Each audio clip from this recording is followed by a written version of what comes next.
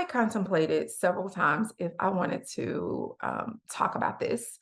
And maybe at a later date, I will tell you the full story of me losing 70 pounds. But what I want to do now is tell you how I manifested losing 70 pounds because they're a bit different. The story is going to be a bit longer. And so I think that I'm going to wait until I feel like I am at my goal before I tell that story.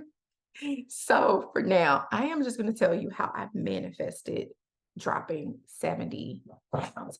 So excuse any noise that's happening in the background. Our little cat is a toy or something and is like having a field day. So excuse any noises in the background. For those who don't know who I am Dr. Stephanie. I'm a neurometaphysicist and I help you take the science and the spiritual, blend them together to live the best life possible. Now, let me tell you this really quick as a disclaimer without having to go into the whole story. It never occurred to me until last year to take the same principles that I take for everything else in my life and apply them to my body and apply them to weight. Never occurred to me. Last year, it kicked in and I did a series of things that led me to a 70-pound loss thus far. So, first of all, I recognized where my beliefs around food and me were toxic and negative. And it's crazy because my story intertwines with this. So, but I'll just do the best I can without going into too much deep detail. But I had gotten to a point where I didn't eat much at all. I was at 800 calories or less, and I would often fast. I would skip days, sometimes 2 or 3 days. And it got to a point where the less I ate, I would literally not eat for a day and stand on a scale and gain a pound. So my body just was not responding well. Now, a lot of people would say starvation mode. Yeah, but I want you to know starvation mode didn't happen quickly. I've been yo-yo dieting in all my life. And so there was a point that worked really well. And I guess by the time I got to my late 30s, my body was like, baby, we are not doing this. You cannot continue to live this life. So I had developed during the years these stories about food, stories like um, everything I eat makes me gain weight. You can have a bowl of pasta. I can't have a bowl of pasta. You can eat a bowl of pasta and not gain weight or lose weight. If I eat a bowl of pasta, I'm going to gain 5 pounds. So I had created these stories that life gave me the proof of. And it wasn't until last year that I recognized that in every area of my life, I'm living this way. And all of a sudden, in this one area, I'm recognizing that I am living a life of lack in this area, a life of negativity in this area, a life of defeat in this area. So much so that I really got to a point that I was like, well, I guess this is going to be me for the rest of my life. So as I began to recognize these thoughts that were coming through, I started journaling them. And I want you to recognize also, this was during a time when my foot and ankle was broken and I couldn't work out. I was on my sofa and I had more time than anything because I couldn't do anything. It was bathroom, sofa, sofa, bathroom. I could not do anything. So I grabbed my notebook, and every time a negative thought or any thought about food, about me, about my body would show up, I would write them down. And I would take that thought and immediately so if you had a piece of paper and you drew a line through the middle, I would write the thought on the left, and on the right, I will write the opposite of that. So if one of the beliefs or the thoughts was, um, everything I eat makes me gain weight, I would do the opposite. I would write something like, everything I eat nourishes my body. What's for me stays, and what's not is released from my body. And I started going through all of these beliefs about my body, about food, a belief of you'll never have the body you used to have back. A belief of life is different. You're older, and so it's much harder now that you're older. A belief of you're already eating 800 calories or less. If you eat more than that, if you're gaining from 800 calories, then what's going to happen if you eat more than that? A belief that I can't have specific kind of food. So I would take all these beliefs and go on the opposite side of the page and write the new belief, whatever the opposite of that was. And that's how this process started. I know you guys probably wanted to hear like some magic. There really was no magic.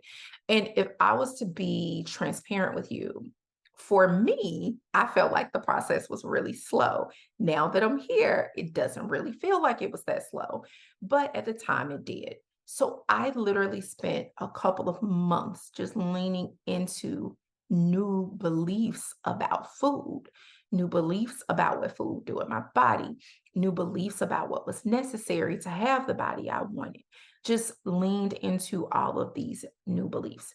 Then again, while I'm on the sofa, because again, I'm on the sofa, I don't have anything else to do. Again, if I'm applying my same principles that I apply to other areas of my life, I knew something was true.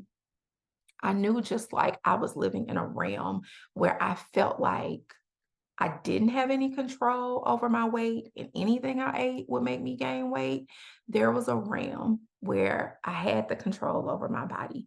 I was living in the body that I desired, where food felt safe for me. I felt safe having a meal with friends. I knew that there was a realm where I could eat a dessert if I wanted it. I'm not really a sweet lover anyway, but if I wanted it, I could have it and it wouldn't be a big deal. And I knew that that realm existed. Same principles I tell you guys. Like it literally did not change for this conversation of my body.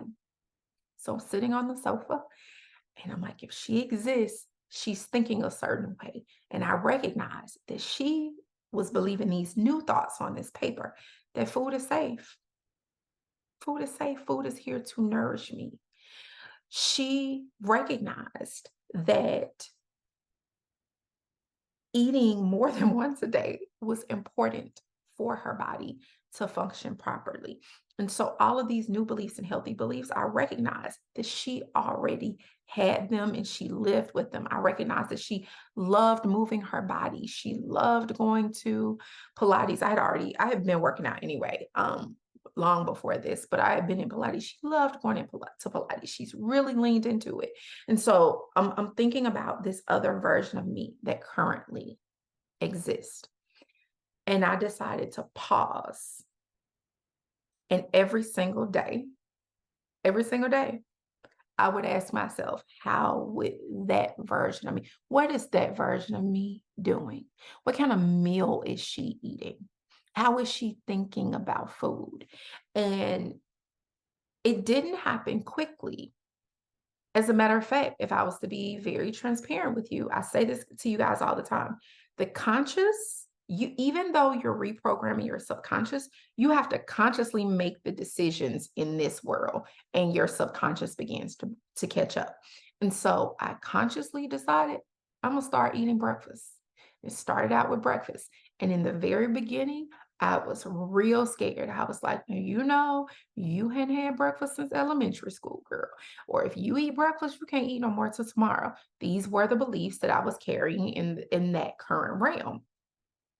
But those weren't the beliefs that I knew Stephanie had in the realm where she felt good in her body, she was working out, she was moving around, food was safe. She did not have these unhealthy beliefs about food, this unhealthy relationship about food. And so in the beginning, it was a dissonance between what I was feeling in the 3D and what I knew to be true. The dissonance was there. A lot of people will tell you when you're manifesting, like, just pretend it doesn't exist. Well, if it exists with your body, it's very difficult to pretend it didn't exist. I was very aware that it exists. And I decided that despite it existing, I was going to take the action she would take. I was still going to be her. Now, if you're inside of instant manifestation, you already know this, multiple realms, we're blending the realms together. I was aware that if I consciously chose to start being her, that it would minimize the timeline for me to actually be her. So, no, my subconscious had not caught up yet. It was a very conscious decision and it caused the dissonance. It was a lot of fear. Then I started adding in lunch. And I got to a point where I would eat. Look, it's still funny because my friends like, you don't eat, you still don't really eat that much, but we're proud of you. You'll finish a plate of food. I wouldn't even, we would go out and I would eat a little bit of food and play with my plate and leave a plate of food. And so it got to a point that I started eating 2 to 3 times a day. And then all of a sudden, I started noticing something that was important. Maybe about a month of doing this, I started getting hungry. Now, again, I told you it kind of blends in with my story a little bit. I was so used to not eating. I was over 24 hours before I would ever be hungry. Over 24 hours of not eating anything. I'm like, oh, I might be a little hungry. I got used to ignoring hunger cues. So about a month in, I started noticing I might be a little hungry. And I made a decision that in this realm, I would do what she would do. And if she was hungry, she was going to eat. She was going to eat until she felt satisfied, and then she was going to be done. And I started doing that. So it started out literally me changing the beliefs and me consciously saying these affirmations, which were my new beliefs, every day, several times a day. Again, I wasn't going anywhere. I'm stuck on my sofa. I can say these affirmations as many times as I want to on my sofa.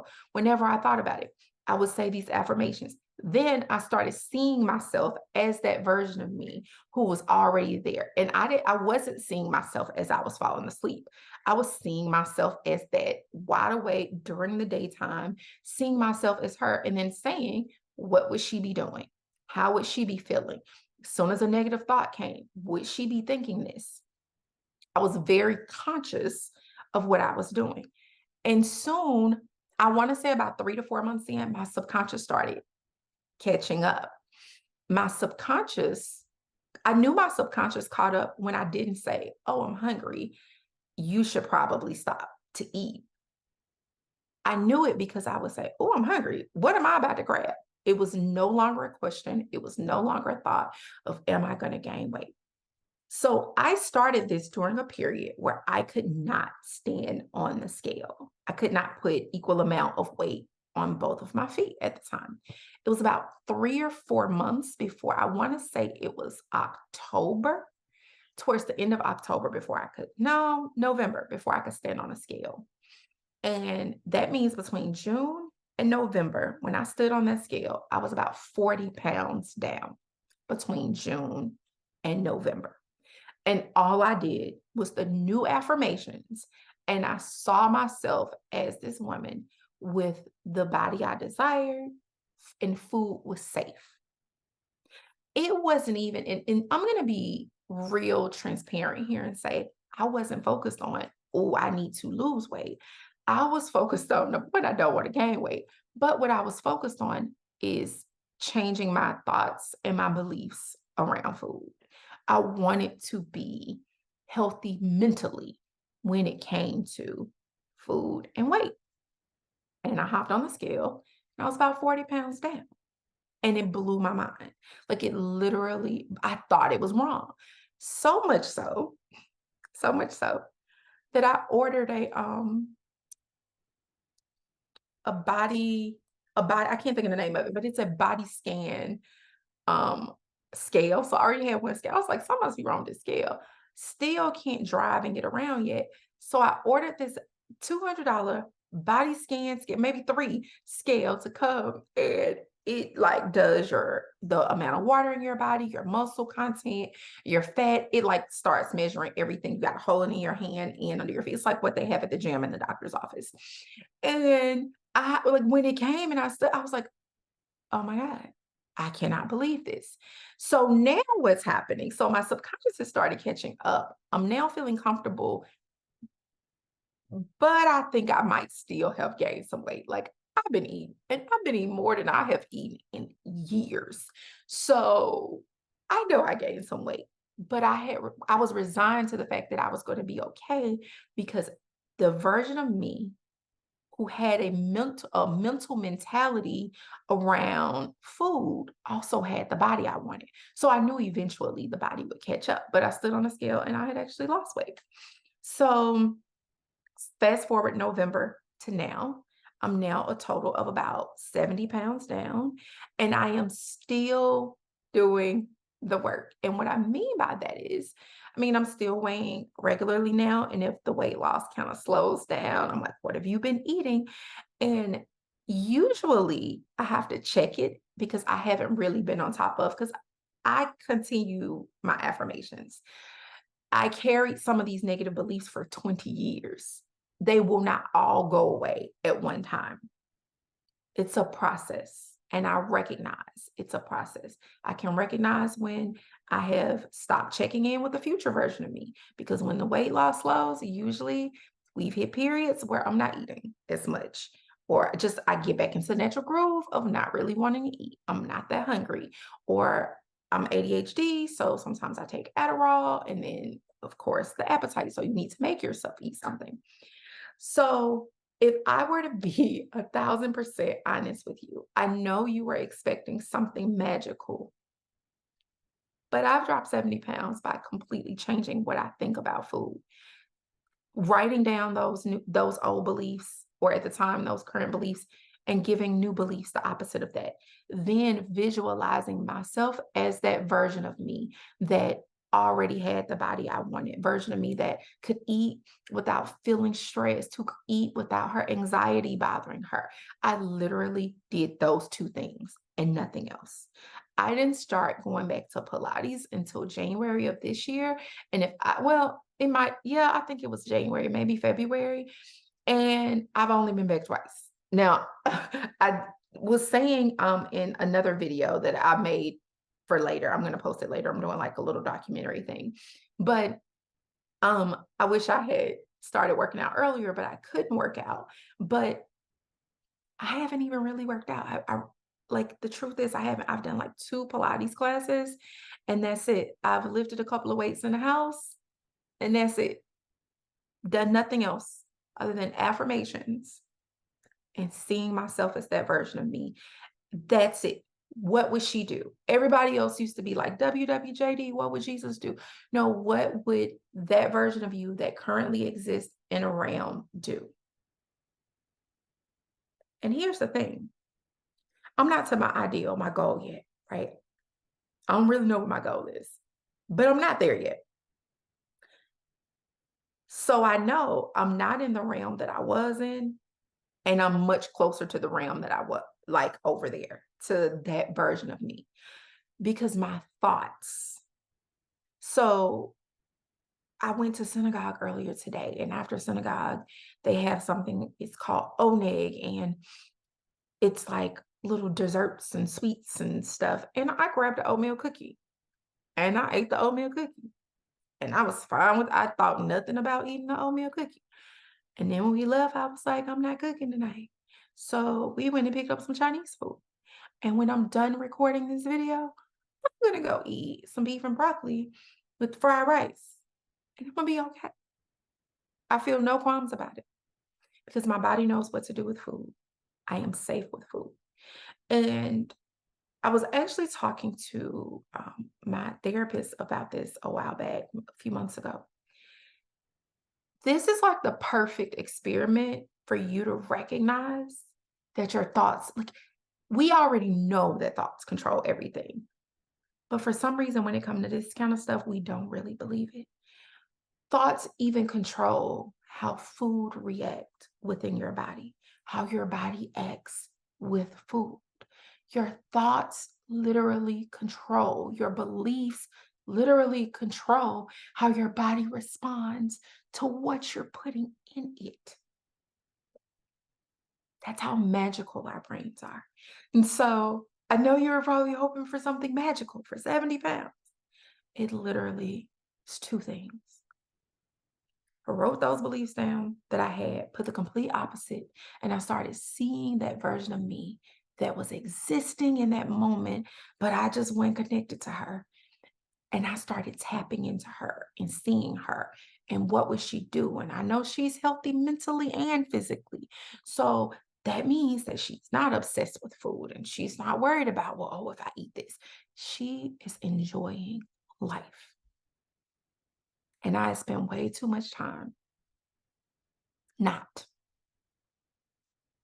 My idea of enjoying life was making money, spending it, traveling, first class travel, private flights, that I was doing those things. Great, I'm successful here because I'm not successful here.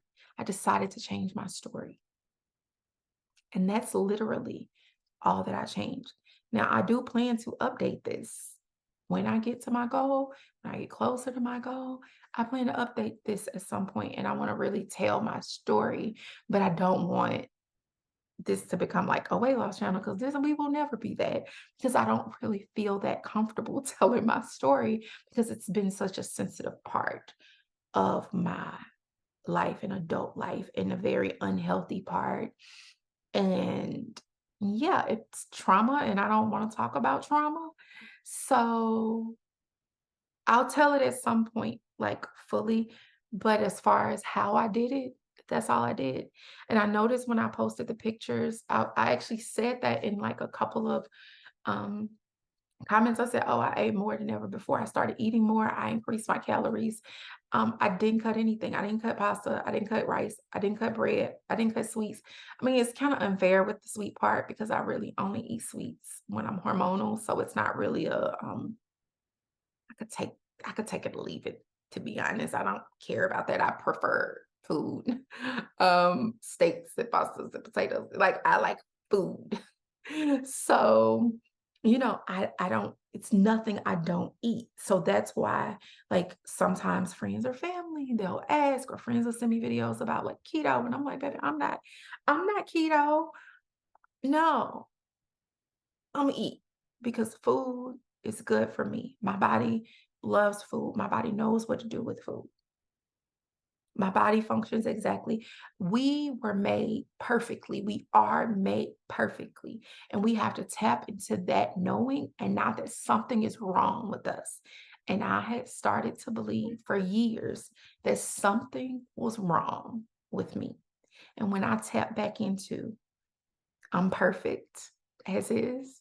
My body knows what to do, and food is good. My body knew what to do, and food was good. Yeah. So I hope this wasn't a disappointment because it wasn't anything magical. And one day I will share my full story. I think I just have to get to that point that it still feels like a little touchy. So yeah, and what I want to do here is maybe insert like a video or something of maybe me a year ago and a YouTube video and a video of me now, or maybe a picture or something. But um I hope this was helpful. You can use this on anything, not just weight loss. Like I said, you can use this for weight gain, for muscle gain, for changing features to narrow your face out, whatever you want to change.